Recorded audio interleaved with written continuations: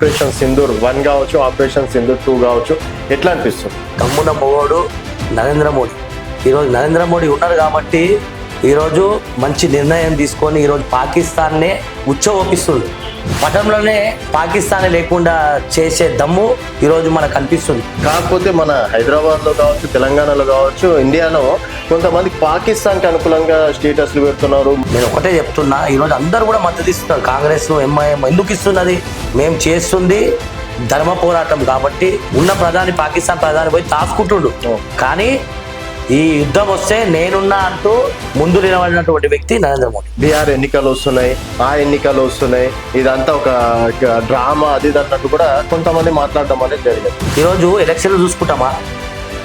మన భారతదేశంలో ఉన్నటువంటి ప్రజలను చూసుకుంటామా? అసలు ఇలాంటి వాళ్ళందరికీ సర్జికల్ స్ట్రైక్ చేసి ఈయన కొడుకులను లేపేయాలి. వెల్కమ్ టు తెలంగాణ వెలుగు, నేను మీ రాజు.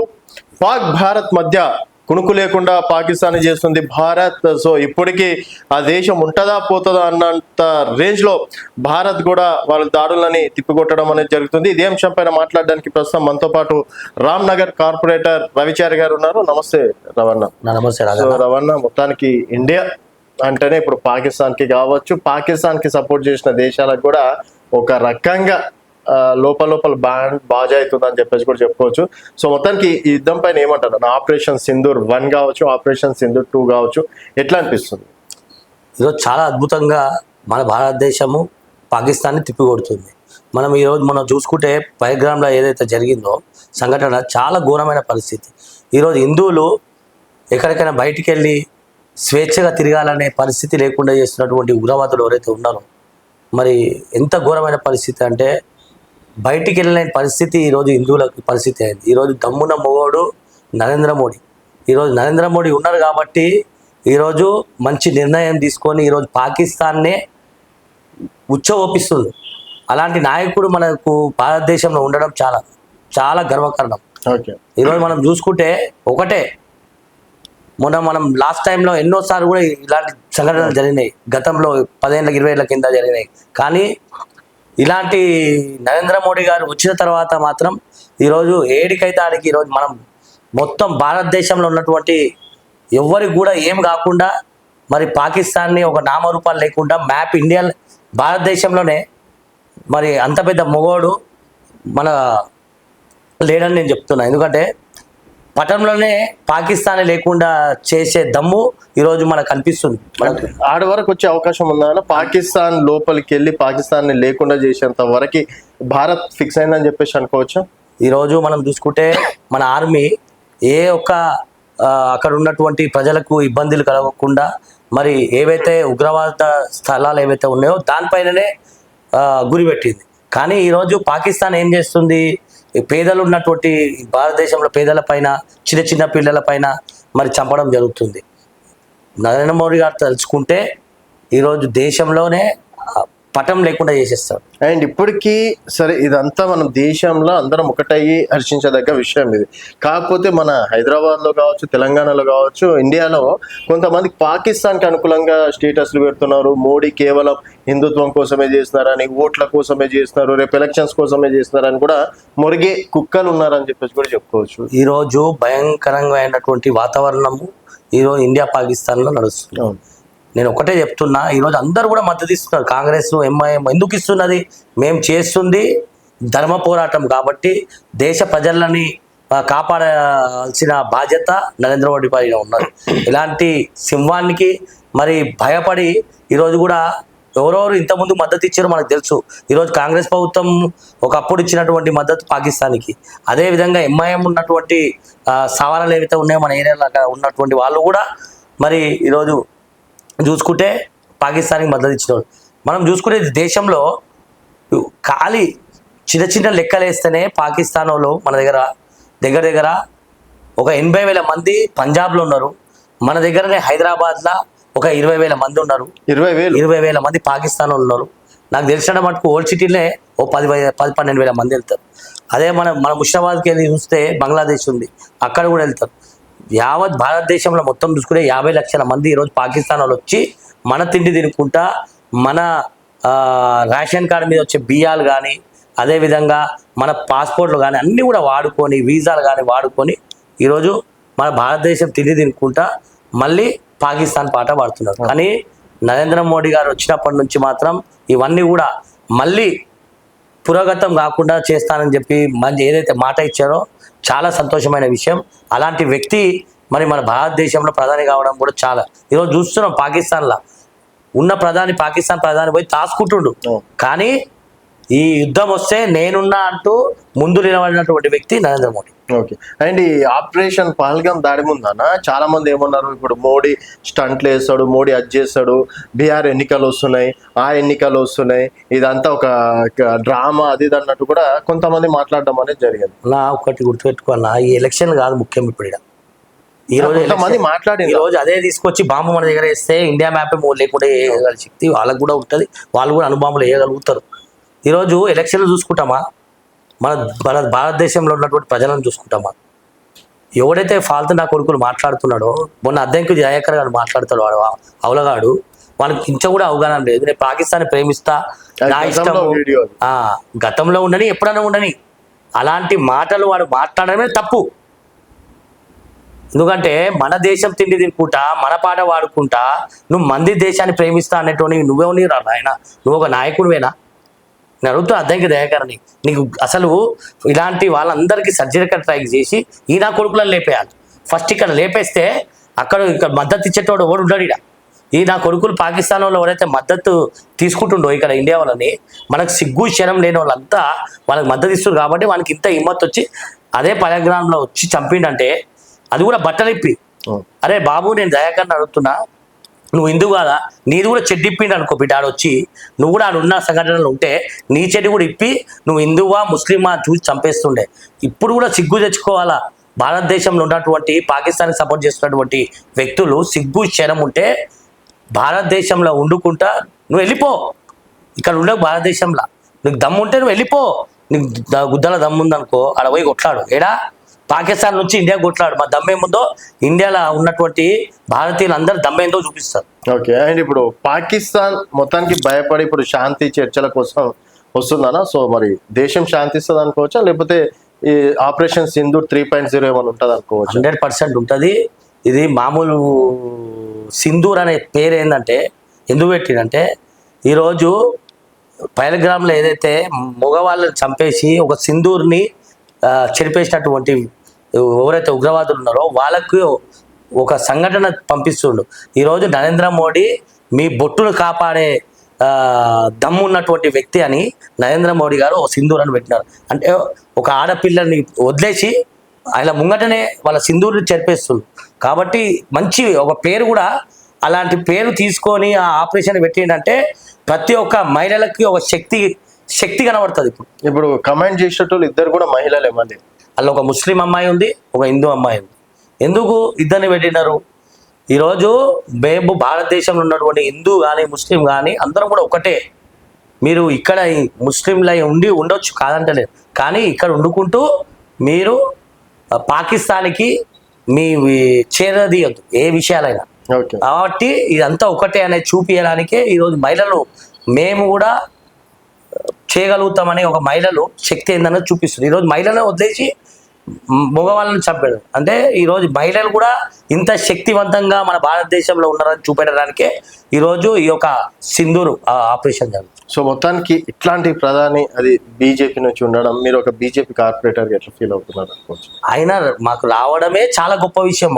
ఎందుకంటే ఆయన ఇంతకుముందు సీఎం ఉండే ప్రధానమంత్రి అయిన తర్వాత అలాంటి వ్యక్తిని మేము ఒక ప్రధానమంత్రి అనే కాదు, ఆయన ఒక రాముడు ఒక హనుమంతుడు లాగా మేము చూస్తాము. అలాంటి వ్యక్తి కొన్ని జన్మలకి అలాంటి వ్యక్తి పుడతాడు.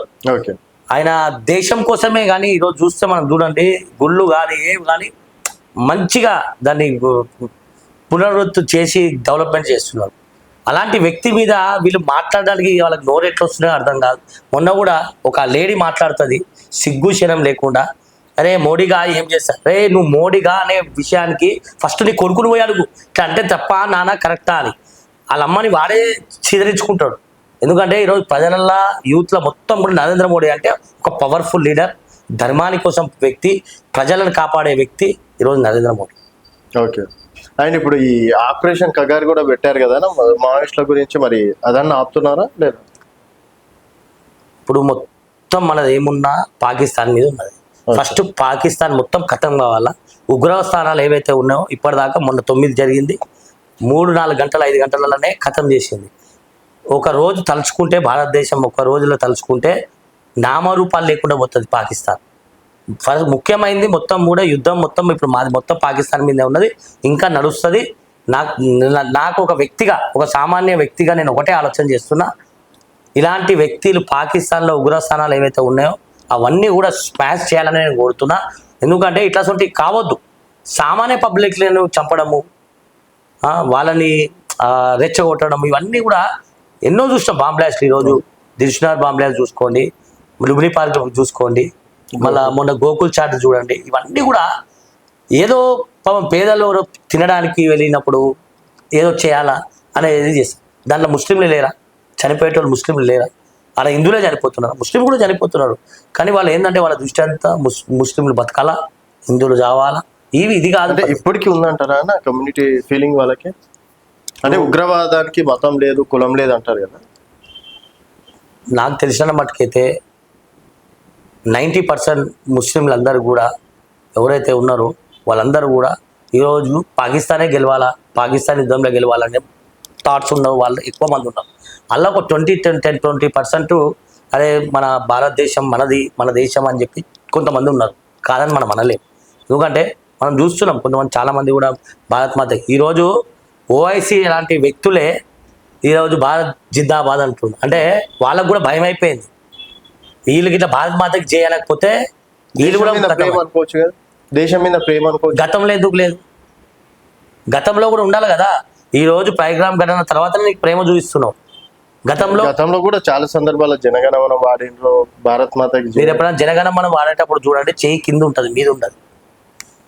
మీరు ఎప్పుడైనా దాంట్లో చూడండి, ఇట్లా పెట్టి వాడాడు ఆయన కింద వాడతాడు, కింద చూస్తాడు, అటు చూస్తాడు, ఇటు చూస్తాడు, చేస్తాడు. భారత్ మాత మీద ఉండే ప్రేమ అది మనకు తెలుసు మనం ఎట్లుంటాం అనేది. ఆ రోజు ఏదైతే ఆగస్ట్ 15కే కానీ 26 జనవరికి కానీ మనం ఏదైతే జనగణమన వాడతామో ఆ టైంలో మీరు ఎప్పుడైనా చూడండి, మన వాళ్ళందరూ కూడా రోడ్ల మీద వెళ్ళినా కానీ ఆడైనా. అంటే ఇప్పుడు దీన్ని కూడా బీజేపీ వాళ్ళు ఏదన్నా అంటే ఎలక్షన్స్ కోసం దానికోసం వాడుకుంటారా? ఇప్పుడు అంటే మీరు చెప్పేది ఎట్లుందంటే సిస్టమ్ రాజన్న, ఈరోజు ఎలక్షన్ కోసం వాడుకుంటారా అంటే చనిపోయమంటారా? ఎవరు పడతారు ఉగ్రవాదులు వచ్చేస్తారు దేశానికి వస్తే చంపేస్తే ఓకేనా?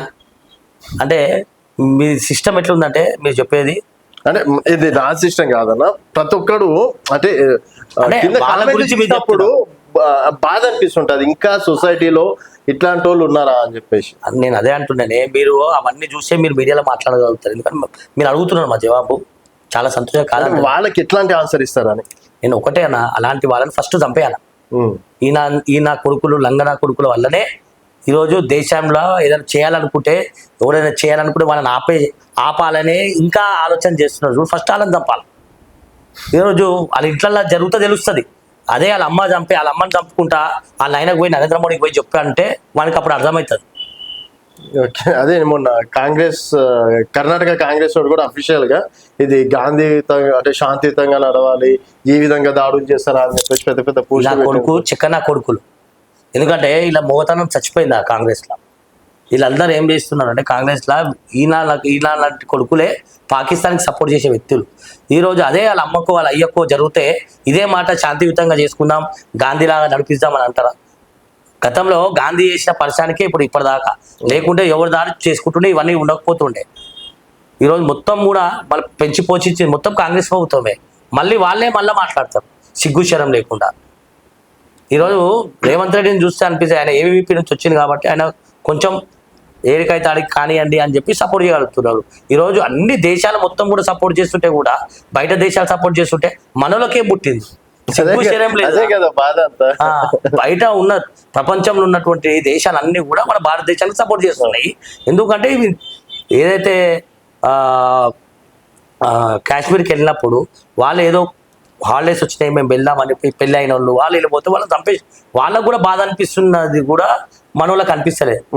ఆలోచన చేయాలా వాళ్ళు. ఇప్పటికైనా మీరందరు కలిసి మీరు పోవాలా, రానున్న రోజుల్లో మాకు కూడా అవకాశం ఉంటే మేము కూడా పోతాం బార్డర్ మీదకి, మాకు కూడా పోతాం, మేము కూడా చంపేస్తాం నా కొడుకులను. ఒకవేళ నీకు ఇప్పుడు రమ్మని అవకాశం వస్తే ఏం చేస్తావు? మేము 100% పోతాం.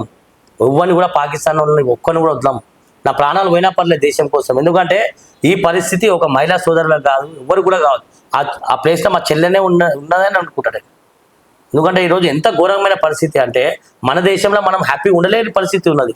ఎక్కడ చూసినా కానీ నా కొడుకులు ఎన్నో ఉండి చిల్లర నా కొడుకులు ఈరోజు 5 లక్షల మంది ఈరోజు పాకిస్తాన్ వాళ్ళు ఈరోజు మన దగ్గర వండుకుంటా తినుకుంటా 50 లక్షల మంది వాళ్ళు ఏదైనా కొంచెం ఏదైనా కనబడ కాగానే పాకిస్తాన్ జెండాలు తీసుకుంటారు, పాకిస్తాన్ జిందాబాద్ అని. సిగ్గు శరమని ఉండాలి. అట్లా వాళ్ళకి మీరు ఎట్లా సపోర్ట్ చేస్తున్నారు? నేను రేవంత్ రెడ్డి గారికి ఒకటే చెప్తున్నా, మొత్తం ఏరాలా పాకిస్తాన్ జిందాబాద్ అనేటువంటి ఎవరిని కూడా ముంచవద్దు, వాళ్ళందరినీ ఎన్కౌంటర్ చేయాలని చెప్పేసి నేను చెప్తున్నా రేవంత్ రెడ్డి గారికి. లేకపోతే రేవంత్ రెడ్డి ఉన్నా ఒకటే లేకున్నా ఒకటే. సో హైదరాబాద్ లోనే దాదాపుగా అంటే అఫీషియల్ లెక్క ప్రకారం 200 మంది 2000 మంది అప్పుడు బయటకు వచ్చింది కదా. 206 అన్నారు అఫీషియల్ గా. నాకు తెలిసిన 10,000 20,000 మంది ఉంటారు ఇప్పటికి. మనం చూస్తలేమన్నా ఎన్నోసార్లు ధర్నాలు అయినప్పుడు పాకిస్తాన్ జెండాలు ఎగరేసుకొని తిరుగుతారు. బీఆర్ఎస్ గెలిస్తే పాకిస్తాన్ జెండాలు లేవట్టిరు. బీఆర్ఎస్ గెలిస్తే కాంగ్రెస్ గెలిస్తే పాకిస్తాన్ జెండాలు వేసుకొని తిరుగుతారు. సిగ్గు శరం ఉండాలా. రాజకీయం వేరు, దేశభక్తి వేరు. దేశభక్తికి ధర్మానికి మీరు రాజకీయం తీసుకొచ్చి పెడతారు. మీరు రాజకీయం ఆడేటోళ్ళు చచ్చిపోర్రి. చిల్లర లెక్కలు ఎందుకు అవసరమా? నేను వాళ్ళకి ఒకటే అడుగుతున్నా, పుణ్యం వస్తుంది నా. మనం పుట్టినామన్నా ఈడ పుట్టినాము, మన దాంట్లోకి వచ్చి వాడు చంపుతున్నాడు అంటే వానికి ఎంత దమ్ము ఉండాలి? మనోళ్ళకన్నా సిగ్గు శరం ఉండాలా. ఇంకా మీదికేసి వాళ్ళు సపోర్ట్ చేయని ఎవరెవరైతే సపోర్ట్ చేస్తున్నారో నిజంగా చెప్తున్నా, నా కొడుకులని నడి రోడ్ల బట్టలు ఇప్పి కాల్చిపడా. ఇంకోసారి ఇంకోటి మాట్లాడొద్దు. నేను ఒకటే అనుకుంటున్నాను, ఎవడైతే పాకిస్తాన్ కి సపోర్ట్ చేస్తాడో ఫస్ట్ ఆయన లేవాటేసాల. ఇండియాలో వాడిని ఇంటర్వ్యూ కూడా తీసుకోవద్దు. నా కొడుకులని వాడు రాగానే ఫస్ట్ చంపి పడేయగల, అప్పుడే బాగుపడుతుంది. ఇంకా ఇంటర్వ్యూలు తీసుకొని వాడు చెప్తుంటే మనోళ్ళు ఇంటుంటారు, నేను పాకిస్తాన్ ప్రేమిస్తా, రేపు ప్రేమిస్తే తప్పు కాదా? మన పోరా పోయి ప్రేమించడం అటు భారతదేశంలో ఎందుకు పుట్టావు? మన తినేది ఎందుకు తింటావు? నువ్వు పో పాకిస్తాన్ పో, ప్రేమించుకో, లవ్ చేసుకో, తీసుకోవే నీ ఫ్యామిలీని తీసుకో, పండబెట్టుకో, మనకేం సంబంధం? నువ్వు ఈడ తినుకుంటా ఆడ చేసుకుంటా. ఈరోజు చూడు 80,000 మంది పంజాబ్లో మహిళలను పెళ్లి చేసుకొని పాకిస్తాన్ వాళ్ళు మళ్ళీ పోయి పాకిస్తాన్లో పోయి ఉంటారు. అంటే 80,000 మంది అన్నా కానీ దగ్గర ఒక్కొక్క మనిషికి 5 మంది పిల్లలు. అంటే దగ్గర 5 లక్షల మంది ఈరోజు పంజాబ్లో ఉన్నారు. వాళ్ళు వచ్చి ఏదో అత్తగారింటికి వచ్చిపోయినట్టు ఉంటారు. అంటే అసలు మనం మన దేశంలో మనం ఏం చెప్పగలుగుతున్నాం? వాడు పాకిస్తాన్ వాడు పెద్ద ఉగ్రవాది సంస్థలు ఇవన్నీ కూడా పెంచి పోషిస్తుంది. ఈరోజు ప్రధాని ఎందుకు దాచుకున్నాడు అక్కడ? పాకిస్తాన్ ప్రధాని ఎందుకు పోయి దాచుకున్నాడు? మనకు అర్థమైపోయింది, కథమైపోయింది. ఇక భారతదేశంలో నరేంద్ర మోడీ ఈనాడు ఆడు మొగోడు వచ్చిండు. ఇంతకుముందుకు ఏంటంటే శాంతి భద్రత అనగానే కాంగ్రెస్ ఉన్నప్పుడు అరే చలో కానీ పోనీ అయిపోయింది, 2 చంపినాం, మా 2 చచ్చిపోయారు, 3 చచ్చిపోయారు, 4 ఇప్పుడు అట్లా కాదు. మేము 2 చచ్చిపోయారు అనుకో మా వాళ్ళు, నీకు 1000 మంది చచ్చిపోవాలి. వాడు లెక్క 1000 మంది చచ్చిపోతేనే అప్పుడు మన ఇండియా ఒక మొగోన్లాగా ఉన్నట్టు. ఓకే. సో మొత్తానికి ఆ పని చేసేస్తుంది. 100% చేయాలా. అసలు ఉగ్రవాద స్థానాలలో ఒకడు కూడా ఉండదు. మొన్న వాళ్ళ ఫ్యామిలీ చచ్చిపోయింది, దాని పేరేంది, ఐఎస్ఐ తీవ్రవాది. వాళ్ళ ఫ్యామిలీ మొత్తం చచ్చిపోయింది. వాడు ఏమంటుడు, నేను మళ్ళీ వస్తా, భారతదేశం మొత్తం నాశనం చేస్తా అంటుడు. కనికరం లేకుండా వాడు ఆ బాధలు కూడా లేడు. వాడు నా మొత్తం కూడా చంపేస్తా అంటారు. అంటే ఇప్పటికైనా భారతదేశంలో ఉన్నటువంటి పాకిస్తాన్కి సపోర్ట్ చేసిన వ్యక్తులు ఎవరైతే ఉన్నారో వాళ్ళు ఆలోచన చేయాలి. సిగ్గు శరం. మీరు ఒక అమ్మాయిగా ఉడితే మీరు అట్లాంటి వ్యక్తులు ఎవరైతే మాట్లాడుతుండో ఇప్పటికైనా బుద్ధి మార్చుకోండి, లేకుంటే మన భారతదేశం వచ్చేసి పాకిస్తాన్కి. ఓకే. అండ్ ఇప్పుడు సార్ ఇప్పుడు రాజకీయాలు చూసుకుంటే తెలంగాణ రాజకీయాలు, సో బీజేపీ ఇప్పటి వరకు కొత్త అధ్యక్షుడు రాని పరిస్థితి, మేబీ వచ్చే అవకాశాలు ఏమైనా ఉన్నాయంటారా? బీజేపీ మళ్ళీ స్పీడప్ అందుకునే అవకాశాలు ఏదైనా ఉంటాయి? ఇప్పుడు మా ముఖ్య ఉద్దేశము ప్రెసిడెంట్ కావాలన్నా, దేశ ప్రెసిడెంట్ బీజేపీ నేషనల్ ప్రెసిడెంట్ కావాలని కాదు. ఇప్పుడు యుద్ధం స్టార్ట్ అయ్యింది, మాదంతా యుద్ధం పైనే ఉంది. ఈ యుద్ధం అయిన తర్వాతనే ఏమైనా. ఓకే. అప్పటి వరకు రాజకీయాల గురించి మాది కాదు. మాది ఓన్లీ మా పేదలు ఎవరైతే చనిపోయినారో వాళ్ళకు మనశ్శాంతి కావాలా, వాళ్ళకి తృప్తి కావాలా. ఈరోజు ఎవరైతే పైలగ్రాముల హస్బెండ్ ఎవరైతే చనిపోయారో వాళ్ళ వైఫ్ అందరూ కూడా మాట్లాడుతారు, మోడీ हमारा मोदी हमारा जो करने का है वो कर दिया, बहुत हम खुशी है అని చెప్తారు. అంటే అర్థమైంది, చాలా సంతోషంగా ఉన్నాం మేము ఈరోజు. మోడీకి చెప్పమన్నారు కదా, మోడీకి చెప్పారు. అంటే అర్థమైంది, ఎవరు అయితే బాధలు ఉన్నారో వాళ్ళకి తెలుస్తుంది. ఈ నా కొడుకులకి చెత్త నా కొడుకులకి ఏం తెలుస్తుంది? ఇక్కడ కూర్చొని బైక్ల మీద మాట్లాడినామా, ఇంట్లో పోయినాక గాజులు వేసుకొని పడుకున్నావా? బయట తిరుగుమని దమ్ముంటే ఒక గన్ను పెట్టుకొని పొమ్మని. ఈరోజు మహిళలు మనం చూస్తున్నాం, బస్సులలో పోతున్నారు, ఆర్మీ మహిళలు అందరూ కూడా యుద్ధానికి పోతున్నారు. మీరు మొగోళ్ళై ఉండి వాళ్ళకి సపోర్ట్ చేస్తారు పాకిస్తాన్కి. అలాంటి పరిస్థితి ఈరోజు, దౌర్భాగ్యమైన పరిస్థితి ఈరోజు భారతదేశం. ఇలాంటి వల్లనే ఇలాంటి పరిస్థితులు వస్తున్నాయి. ఇవన్నీ కూడా రానున్న రోజుల్లో లేకుండా చేసే వ్యక్తి ఎవరైతే ఉన్నారంటే Narendra Modi. So first surgical strike ఇక్కడనే జరగాలి, ఆపరేషన్ సింధూర్ ఇక్కడనే జరగాలి. అయితే ఫస్ట్ ఇక్కడ జరుగుతూనే ఉండాలా. ఎవడైతే ఎక్కువ మాట్లాడుతాడో ఫస్ట్ ఆయన వేసేయాల, ఎన్కౌంటరే. వాడిని తీసుకొని జైల్లో గీళ్ళ పెడితే ఆ జైలు నుంచి కూడా నేను పాకిస్తానే ప్రేమిస్తున్నా అంటారు. ఫస్ట్ రాగానే ఎన్కౌంటర్ చేసిపోయారు. పాకిస్తాన్ అనే మాటే లేదంటే చంపిపడేది. అంతే, అప్పుడే మన దేశంలో భక్తి పెరుగుతుంది. ఇంకోటి మాట్లాడడానికి ఇంకోటి. ఈరోజు మన భారతదేశంలో ఉన్న వ్యక్తులే సపోర్ట్ చేయడం వల్ల ఈ నా కొడుకులు ఇప్పటిదాకా దొరకలేదు. ఆడ ఏడలో పోయి సవరాలో పోయి దాచుకున్నారు. అంటే అర్థమైంది, బార్డర్ మీదకి కూడా బయటకు వెళ్ళలేదు. వెళ్ళకుండా మన భారతదేశంలో ఉన్నారంటే ఇప్పుడు ఇంకా దొరుకుతున్నారంటే ఎవడో సపోర్ట్ చేస్తున్నాడు. మొన్న ఒకడు దొరికిండు, పోయిండు, ఆడ పోయి చూపిస్తా సవరం చూస్తాడు, దుంకిండు, కొట్టుకోపోయి చచ్చిపోయాడు. అంటే పాకిస్తాన్కి సపోర్ట్ చేస్తున్నాడు. కానీ నేను చేసిన తప్పు రబై, నేను అనుకోకుండా తప్పు చేసేసిన, నేను చూపిస్తా, తర్వాత నేను చచ్చిపోతా గౌరవంగా దేశం కోసం. మళ్ళీ నేను ఏదో అనుకోకుండా తప్పు చేసిన, నేను వీళ్ళని చూపించిన, వీళ్ళని చంపించేసిన అని నువ్వు చచ్చిపో. నువ్వు అలా చూపేయడానికి చేయలేని భయంతో నువ్వు పోయి చచ్చిపోయినావు. అంటే నువ్వు పాకిస్తాన్ నువ్వు ఇక్కడ ఉన్నట్టు, ఆడు ఉన్నట్టు పాకిస్తాన్ వాడు. సో ఇప్పుడు సపోర్ట్ మనది అయిపోతుంది అనుకోవచ్చు. 100% అది మనది, అది పిఓకే. అది ఆక్యుపైడ్ పాకిస్తాన్ ఆక్యుపైడ్ కాశ్మీర్ ఏదైతే ఉందో మళ్ళీ స్వాధీనం మనం చేసుకుంటాం. మన అక్కడ కూడా చాలా మంది కూడా భారతదేశంలో కలవాలని వాళ్ళకు కూడా ఉన్నది. ఎందుకంటే వాళ్ళకి తిండి లేదు, ఏమీ లేదు, చాలా ఘోరమైన పరిస్థితి, చాలా అధ్వానమైన పరిస్థితి. ఈరోజు పాకిస్తాన్లో సరిగ్గా తిండి గిండి అన్నీ ఉంటే అంతమంది 5 లక్షల మంది 50 లక్షల మంది ఇక్కడ ఎందుకు వచ్చి ఉంటారు? వీళ్ళకి అందరికి ఫ్రీ అయిపోయినాయి అన్ని ఫ్రీ. ఈ నా కొడుకులు ఎవరైతే ఉన్నారో ప్రభుత్వాలు రేషన్ ఫ్రీ, పెన్షన్ ఫ్రీ, అన్ని ఫ్రీ ఉంటే ఆడొచ్చి ఆడపోయి ఎందుకు ఉంటాడు? ఈయనే వచ్చి ఉంటాడు మంచిగా. నువ్వు ఏదైనా పోయి చూడండి, మ్యాక్సిమమ్ ఈ ముస్లిమ్సే అన్ని స్కీమ్స్ వాడుకుంటారు. సో అందులో సగం మంది వాళ్ళే ఉన్నారు, 100% వాళ్ళే ఉన్నారు. ఎవరో మన భారతదేశంలో ఉన్న ముస్లింలు కొంతమంది ఎవరైతే ఉన్నారో వాళ్ళే అరే మన భారతదేశం మంచిగా ఉండాలనుకుంటున్నారు. కానీ బయటకి వెళ్ళి వచ్చిన వాళ్ళంతా కూడా స్కీములు అన్న నాకు యూపీ, ఉత్తరప్రదేశ్ అక్కడ సైడ్ కూడా వచ్చి ఉన్నారు చాలా మంది పాకిస్తాన్ వాళ్ళు కూడా అక్కడ ఆధార్ కార్డులు గిరి తీసుకొని ఇడికి కూడా వచ్చిన వాళ్ళు కూడా ఉన్నారు.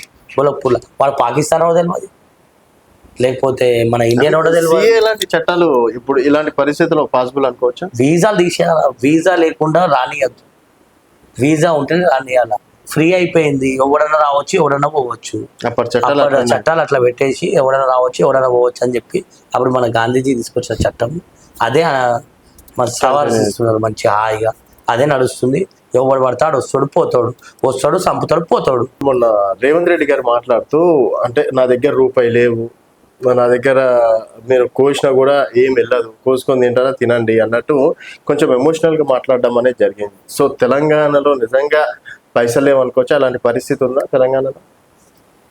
ఇప్పుడు ఎప్పుడైతే నువ్వు ఎలక్షన్లకు పోయినప్పుడే నువ్వు వాగ్దానాలు ఏవైతే ఇచ్చినావో ఆ టైంలో నీకు తెలియదా డబ్బులు ఉన్నాయా లేవా, తెలంగాణలో అభివృద్ధి అవుతుందా లేదా అని?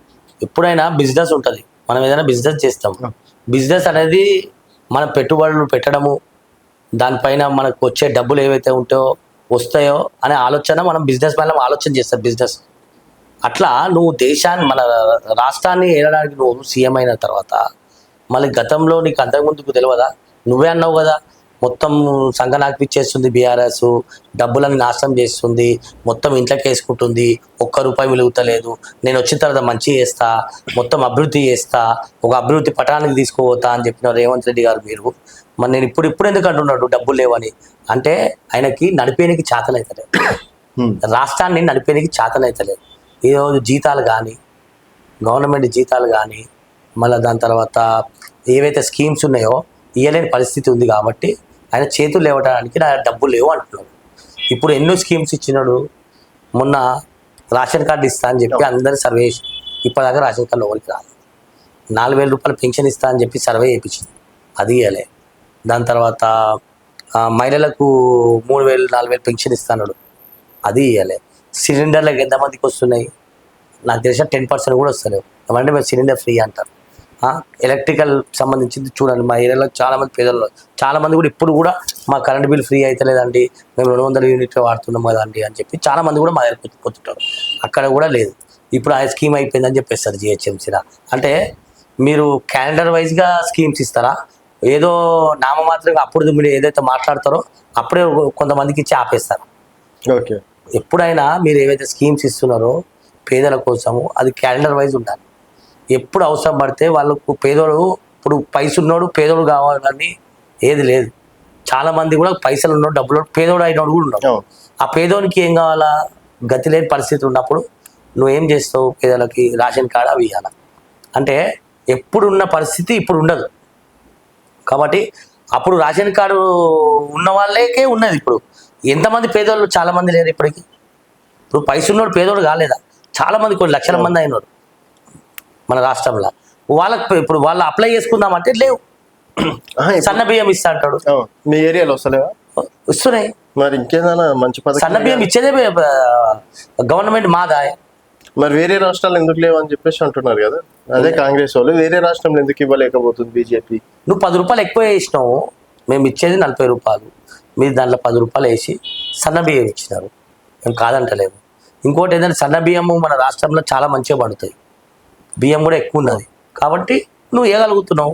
నీకు 10 రూపాయలు ఎక్కువ నువ్వు పెడుతున్నావు, అలా 80% మాదే, నీది 10% నువ్వు ఇస్తే 90% మాది. మీరు ఏంటన్నా పోయి చూడండి.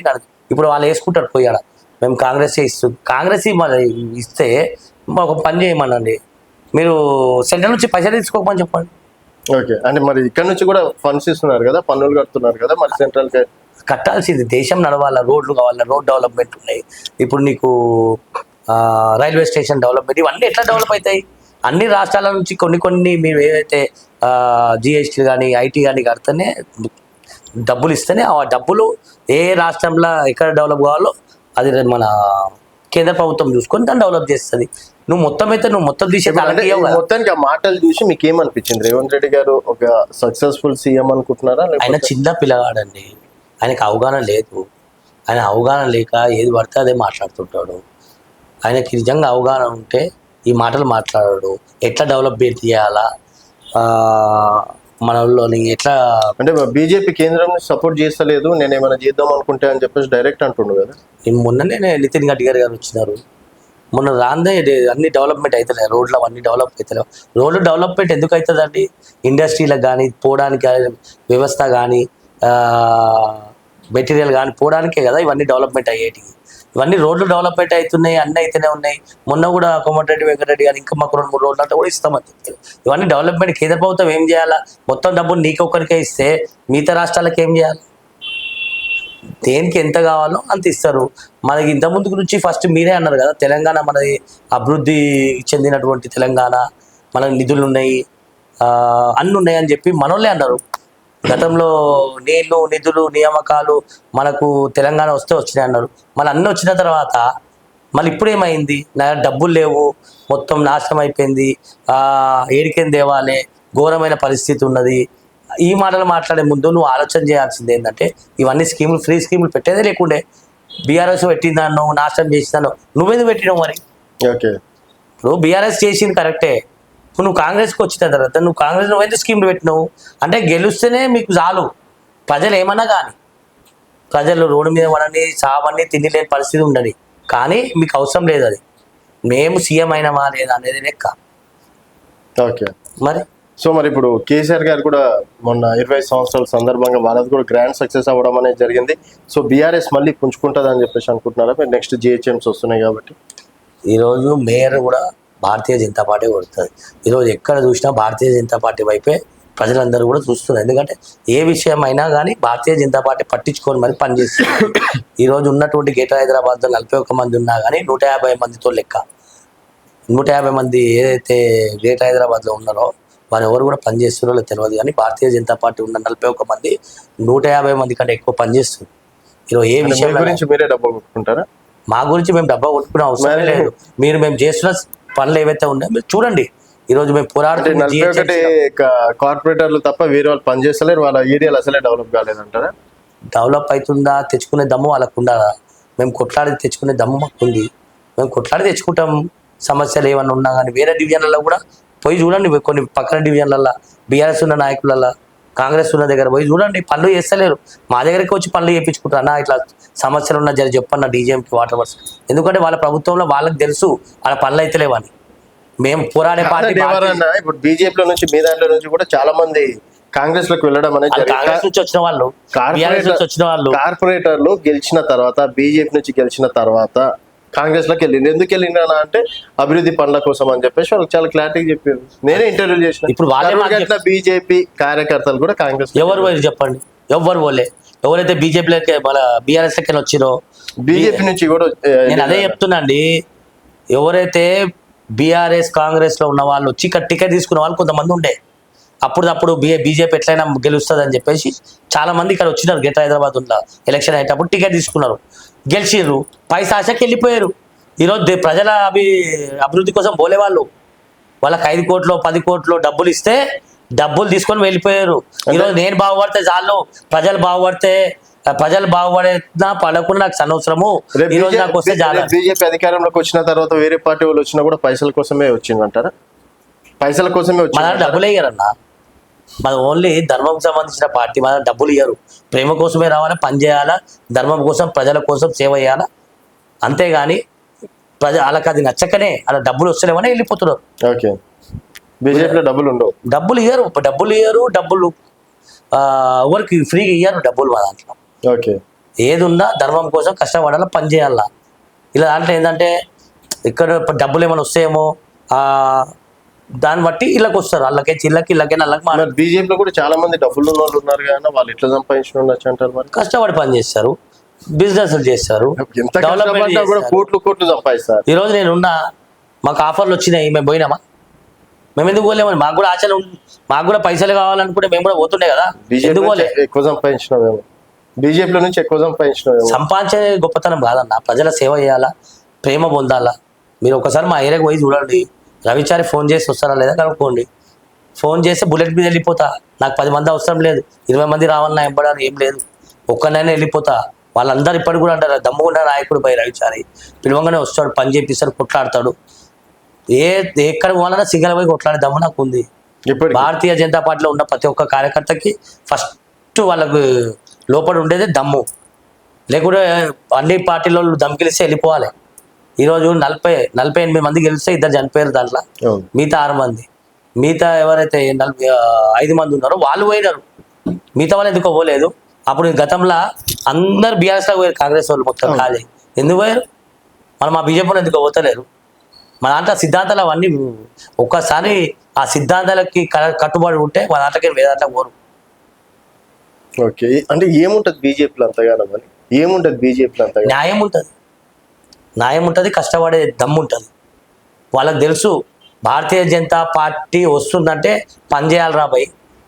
ఎవరికి జిహెచ్ఎంసీ కానీ ఎవరు పని తీసుకొస్తే చేసేయాలి ఫస్ట్. లేకపోతే ధర్నాలు చేస్తారు, లొల్లిలు చేస్తారు, పంచాయతీ చేస్తారు. ఫస్ట్ అలా పనులు చేయాలి అని చెప్తారు. వాళ్ళ భయమే అది. మేము ఒక్కసారి ధర్నా చేసినామంటే మొత్తం అన్నిట్లా మారి మోగిపోవాలా.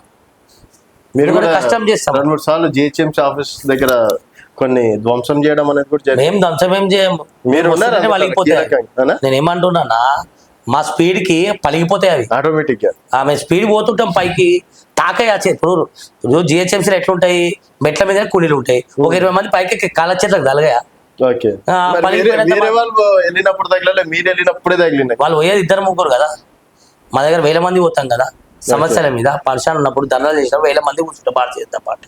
అలా దాంట్లో వాళ్ళు 5 మంది 6 పోయి దండం పెట్టుకొని పని చేయించుకోనికి పోయేసి వస్తారు.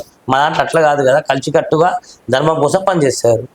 అయితే రేపు జిహెచ్ఎంసీ వస్తే పక్క ఈ రోజు ఆడ పోలీస్ డిపార్ట్మెంట్ ఆ రోజు ఉన్నది. పోలీస్ డిపార్ట్మెంట్ మేము ధర్నా చేస్తుంటే బాబు నడువమ్మ ప్లీజ్ అని అడుగుతుందా? వాళ్ళు మా మీద దౌర్జన్యం చేసినప్పుడు కాళ్ళ చేతులు తాకుతాయి, పడతాయి, దాన్ని పలిగిపోయినాయి అంటే మేమేమో తీసుకో ఇట్లా పలగొట్టేది ఏమన్నా ఉందా? ఒక వీడియో ఉందన్న మీది అట్లా పలగొట్టింది పూలకొండేనో ఇంకేదో విశ్లేషణ వీడియో. వేరే వాళ్ళు విసిరేసే పట్టుకొని పక్కన పెట్టాం మేము. జాగ్రత్తగా మీద పడుతుంది పట్టుకో. ఇప్పుడు నీ మీద నేను వేసిన నువ్వేం చేస్తావు? పట్టుకుంటావా లేకపోతే తీసి నెత్తి మీద కొట్టుకుంటావా? తీసి పక్కన గదే పరిస్థితి. నువ్వు దాన్ని పులిబొక్క పట్టుకున్నంత మాత్రాన నువ్వు పడేసి పలగొట్టిండు అనే మాట ఎట్లా వస్తుంది చెప్పండి. సో ఇదే మా జిహెచ్ఎంసీ, అది మా జిహెచ్ఎంసీ మేమెందుకు లాస్ చేసుకుంటే ఇప్పటికే లాస్ట్ ఉంది. గతంలో ఉన్నటువంటి ప్రభుత్వాలు ఏవైతే ఉన్నాయో ఉన్న బడ్జెట్ మొత్తం తీసుకోపోయింది. ఇప్పుడు 6,000-7,000 కోట్ల అప్పుల పాలు ఉన్నది. ఎటువంటి సమస్య? ఈరోజు చూడండి, రాజేష్ నుంచి రామ్నగర్ దాకా రోడ్డు వల్లే రోడ్ కటింగ్ చేసినారు. వాటర్ వర్క్స్ లైన్ 10 సార్లు పోయి మెమరాండం ఇచ్చినాము, డబ్బులు ఏమంటున్నారు అంటే ఎంత ఘోరమైన పరిస్థితి ఉన్నది. ఆ రేవంత్ రెడ్డి చూసి వీళ్ళు కూడా అట్లా తయారయ్యారు. రేవంత్ రెడ్డి డబ్బులు లేవంటాడు, జిహెచ్ఎంసీ డబ్బులు లేవంటాడు, వాటర్ వర్క్స్ డబ్బులు లేవంటాడు, ఎలక్ట్రికల్ డిపార్ట్మెంట్ డబ్బులు లేవంటాడు, హార్టికల్చర్ డిపార్ట్మెంట్ వాళ్ళు నాకు పనులకి ల్యాడర్ లేదంటాడు, స్ట్రీట్ లైట్ డిపార్ట్మెంట్ చూస్తలే 6-7 ఏళ్ళ నుంచి. మళ్ళీ ఇప్పుడు జిహెచ్ఎంసీ తీసుకుంది అని చెప్పి స్ట్రీట్ లైట్లు అక్కడ పడేసారు. అంటే ఇప్పుడు వర్షాలు పడుతున్నాయి, ఇంత ఘోరమైన పరిస్థితి ఉంటుంది ఏరియాలో. 100 సార్లు చెప్తా. ఇప్పుడు నిమ్మగా ఫోన్ చేయమంటే చేస్తా, చూడండి ఎట్లుంటది అన్న. లైట్లు లేవంటాడు, ఇంటారా? నేను నిమ్మగానే వేసి చూపిస్తా. లైట్లు లేవన్నా నేను ఏం చేయాలన్నా ప్రభుత్వం ఇస్తలేదు అంటాడు. అంటే ఎంత ఘోరమైన పరిస్థితి ఉన్నది. రేపు జనాలకు మీరు చెప్పాలి కదా, మిమ్మల్ని చూసి చూడలేదు సార్, మీరేం చెప్పుకుంటారు అలాంటి టైం? మేము పోతున్నాము, ధర్నాలు చేస్తున్నాము ప్రజల కోసం. కనీసం ధర్నాలు చేస్తానన్నా పెడతారేమో అని. అది కూడా మేము చేయకుంటే రానున్న రోజుల్లో మొత్తం చిమ్మచిక్కటి అయిపోతుంది హైదరాబాద్ మొత్తం. మరి సో 100 ఫోన్లు నేనే చేస్తాను, అలా వాట్సాప్లో చూపిస్తా. నేను 100 ఫోన్లు చేస్తాను, డీఈకి కానీ ఏఈకి కానీ మళ్ళీ మీద ఉన్న ఆఫీసర్ కానీ జోనల్ కమిషనర్ కానీ రోజు మాట్లాడతాం, అందరితో మాట్లాడతాం మా పరిస్థితులు అట్లా ఉన్నాయని. సో ఇదే కాన్ఫిడెన్స్ తోటి మళ్ళీ రేపు గెలుస్తారని 100% గెలుస్తాం. మేయర్ కూడా మేమే అవుతాం పక్క 100% మేయర్ మేమే. డౌటే లేదు దాంట్లో. ఈరోజు పేద ప్రజలు చూసుకున్నట్టయితే బీఆర్ఎస్ సంబంధించిన వాళ్ళు ఎక్కువ మంది ఎమ్మెల్యేలు ఉన్నారు కదా, బీఆర్ఎస్ ఎమ్మెల్యేలు ఎక్కువ మంది ఉన్నారు, పనులే చేస్తలేదు. కాంగ్రెస్ అధికారంలో ఉంది. ఏది ఉన్నా భారతీయ జనతా పార్టీ 100% ఈసారి మేము గెలవాలి తప్పదు. అంటే గతంలో 2-3 కార్పొరేటర్లు గతంలో 2-3 కార్పొరేటర్లు ఉండే, ఈ రోజు 48 వచ్చినాయి. అంటే డెవలప్ అయిందా కాలేదా పార్టీ?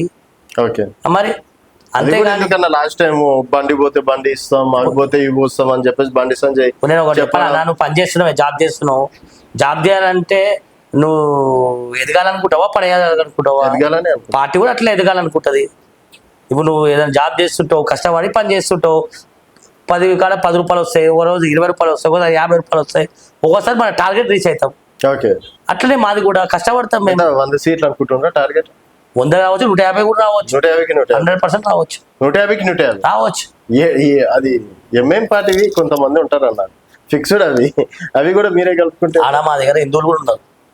మన హిందువులందరూ కూడా ఒకటి ఏకతాడి మీదకి వస్తే అన్ని ఒకసారి హిందుత్వం తోటి మళ్ళీ 150 ఎంఐఎం ఏమైపోతుందంటే వాళ్ళు 1 సైడ్ ఓట్లేస్తారు. హిందుత్వం ఏమైపోతుంది, మా హిందువులంతా సోదరులంతా కొంతమంది బీఆర్ఎస్కి వేస్తారు, ఒకటి టీడీపీకి వేస్తాడు, కొన్ని బీజేపీకి వేస్తాడు, ఒకటి కాంగ్రెస్కి వేస్తాడు. 4 చీరకపోతున్నాయి, వాళ్ళు 1 సైడ్ వేస్తారు. ఈరోజు ప్రతి ఒక్క హిందువులకు ఒక ఆలోచన వచ్చింది, భారతీయ జనతా పార్టీ గెలుస్తేనే డెవలప్మెంట్ అవుతుందని. ఒకసారి ఛాన్స్ ఇచ్చి చూసారు, బీఆర్ఎస్కి డెవలప్మెంట్ లేదు, కాంగ్రెస్కి ఇచ్చారు డెవలప్మెంట్ లేదు. ఈసారి బీజేపీకి మద్దతు ఇవ్వాలా, హిందువులందరూ ఒకటి కావాలా, మనమందరం కూడా కలిసి మన దేశాన్ని, మన రాష్ట్రాన్ని, దాంతో మన హైదరాబాద్ని మనం డెవలప్ చేసుకోవాలి. ఓకే అన్న, చూద్దాం మరి మీరు అన్నట్టు 150కి 100 గెలుస్తారా లేదా అనేది. నేను ఏమంటున్నా, 150కి 150 గెలుస్తాము. సరే అన్న, ఇంకొక 8-9 నెలల్లో ఎమ్మెల్యేలు కూడా గెలుస్తాము. మళ్ళీ ఎలక్షన్లు పెడితే రాత్రి ఎలక్షన్లు పెడితే సీఎం కూడా మేమే అవుతాం. సీఎం కూడా మేమే అవుతాం. ఈరోజు ప్రజలు మొత్తం అవగాహన వచ్చేసింది. రేపు ఖైరతాబాద్ ఉప ఎన్నికలు వస్తే గెలుస్తారా? 100%. ఖైరతాబాద్ 100%. దానం నాగేందని ఢీ కొట్టి 100%. బీజేపీ సరైన నాయకుడే లేడు. ఆ రోజు చూద్దాం. గతంలో ఖైరతాబాద్ లో మా ఎమ్మెల్యే లేకుండేనా, వైసాం లేకుండేనా? మరి అది బీజేపీ పాలించింది అది. సో చూద్దాం మనం, మీ కాన్ఫిడెన్స్ ఓవర్ కాన్ఫిడెన్స్ అనేది తెలుసు. మేము ఎప్పుడు Bharatiya Janata party over confidence పోదు, కష్టపడుతుంది, ఆ కష్టాన్ని చూసుకొని మాట్లాడుతుంది. పొలిటికల్ ఏం మాట్లాడే మూడ్లో లేరు మీరు, దేశభక్తి అంటే బాధ కలుగుతుందండి.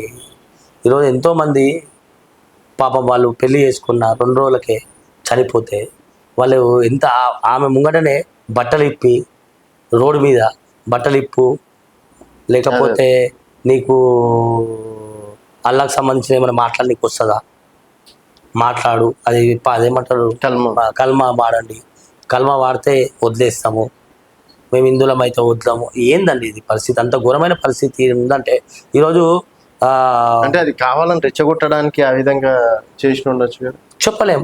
అంటే ఈరోజు ఏం చెప్తున్నారు ఇండియాలో కూడా అట్లాంటి వాతావరణం ఏర్పడ్డా అంటే ఇండియా ఉన్న ముస్లింలకు కూడా మేము చెప్తున్నామట, మేము మీ ముస్లింలకు కూడా మేము సపోర్ట్ అనేది విషయాన్ని మన ఇండియా ముస్లింలకు చెప్తున్నట్టు.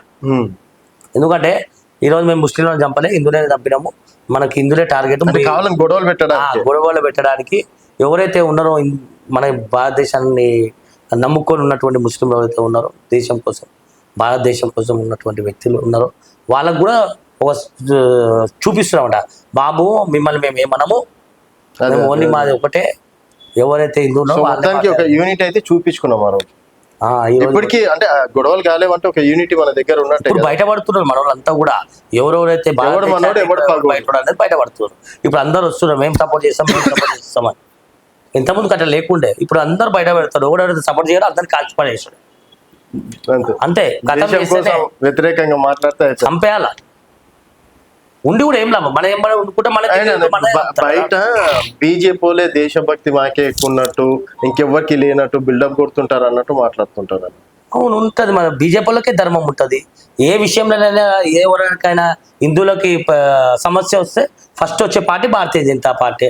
మీరంతా సెక్యులర్ అనుకుంటే సెక్యులర్ అది ఇది అని మాట్లాడేది మీరు, మేం కాదు కదా. అంటే మీకు తప్ప ఎవరికి లేదా ఇంకా దేశభక్తి? కనిపిస్తుంది కదా ఎవరికి ఉందో. బీజేపీలకే దేశభక్తి ఉందా? కనిపిస్తుంది కదా, బీజేపీలకు ఉందా, కాంగ్రెస్ వాళ్ళకు ఉందా? గతంలో కాంగ్రెస్ ఏం చేసింది, కాంప్రమైజ్ సిస్టమ్ నడుస్తుండే, మనల్ని ఎంతమంది చచ్చిపోయినా బాధ లేదానికి. ఈరోజు బీజేపీ అట్లా కాదు, ఒక్కటి వస్తే 1000 మంది చావాలి. ఎవడైతే ఇండియా మీద ఎవడైనా వచ్చి ఇండియాలో ఉన్నటువంటి ఎవరైనా వ్యక్తి పైన ఏదైనా జరిగితే కంపల్సరీ ఒక్కకి 1000. ఒకప్పుడు అంటే నువ్వు ఒక్కడికి చంపుతావా, 1000 మంది చావాలి, అప్పుడే భారత్ మాత శాంతిస్తుంది. సో ఈ పాకిస్తాన్ దెబ్బతోటి వేరే దేశాలలో కూడా మంచి మెసేజ్ గుణపాఠం వస్తుంది. నెక్స్ట్ టైం భారతదేశంలోకి వచ్చి ఏమైనా చేయాలంటే ఆడు 1,00,000 సార్లు ఆలోచన చేయాలి, 1,000 సార్లు ఆలోచన చేసి రావాల్సి వస్తుంది. ఓకే, ఈరోజు ఎందుకు అందరు కూడా సపోర్ట్ చేస్తున్నారంటే మంచి విషయం ఇది. ఎందుకంటే వీళ్ళు ఏదైతే చేసిండ్రో నిర్ణయం తీసుకున్న నరేంద్ర మోడీ గారు తీసుకున్నది మంచి విషయం. అట్లాంటి వ్యక్తే భారతదేశంలో ఉన్నటువంటి నరేంద్ర మోడీ లాంటి వ్యక్తి ఉంటేనే ఈరోజు మనం భారతదేశంలో మనం హ్యాపీగా ఉండగలుగుతాం. ఓకే, సో ఓకే అన్న, thank you so much. And ఇది రవిచారి గారితో స్పెషల్ చిట్ చాట్. మరో గెస్ట్తో మళ్ళీ కలుద్దాం. చూస్తూనే ఉండండి తెలంగాణ వెలుగు.